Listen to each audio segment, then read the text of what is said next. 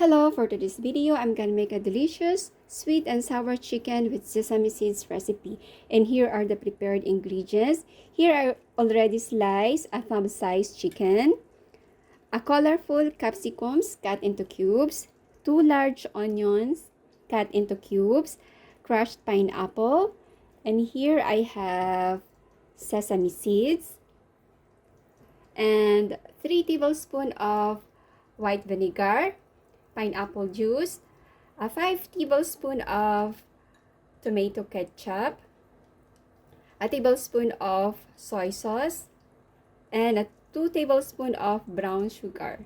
Let's get started. And now let's season our chicken. Let's crack 1 egg.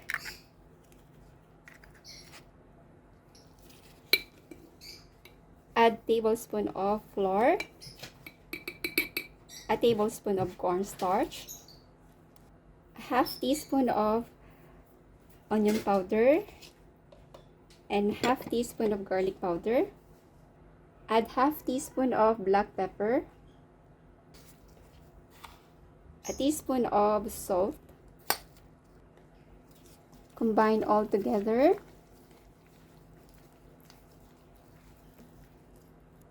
Done. Set aside and leave it for 10 minutes. Let's prepare our sweet and sour sauce. Let's put our tomato ketchup into a bowl. Let's add pineapple juice, vinegar, our brown sugar,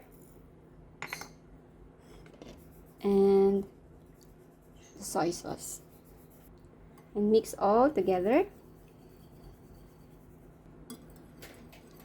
And done. Set aside. And after 10 minutes, our chicken is already it's ready to fry. With our reheated oil, let's fry our chicken.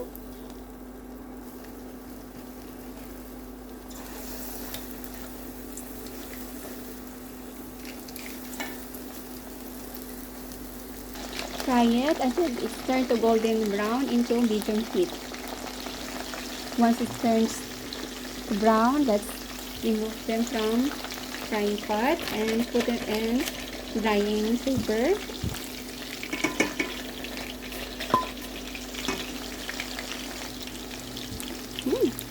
Smells good. Set aside. Let's fry the remaining, and it's also done. Let's remove it from the pan. Put it and add them on the drying paper. And done frying all our chicken. Set aside. And with our cooking pan, let's add olive oil and reheat it. When it's hot, let's fry our onion.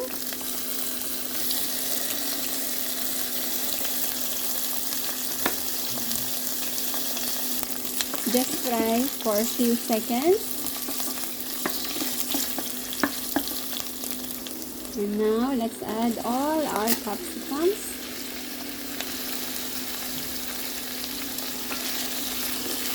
Let's fry for 1 minute.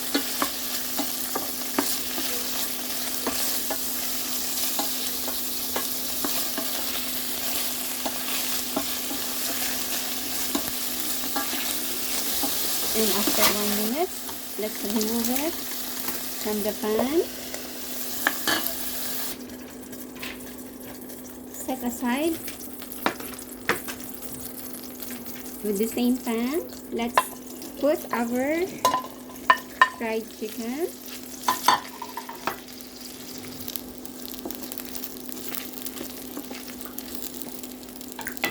And let's add our prepared sweet and sour sauce.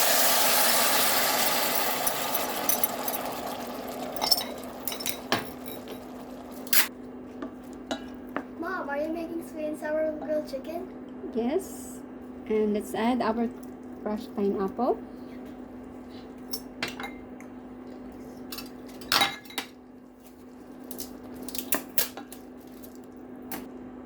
And put back our fried onions and capsicums.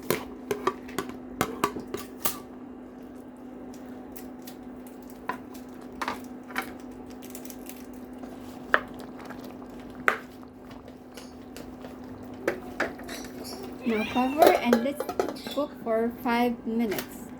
After 5 minutes, let's check.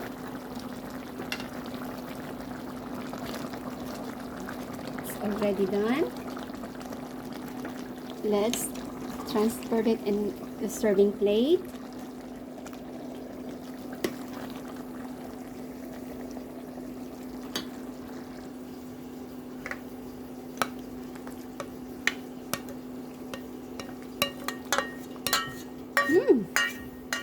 Smells delicious. And let's sprinkle sesame seeds. And our delicious sweet and sour chicken with sesame seeds is ready to serve.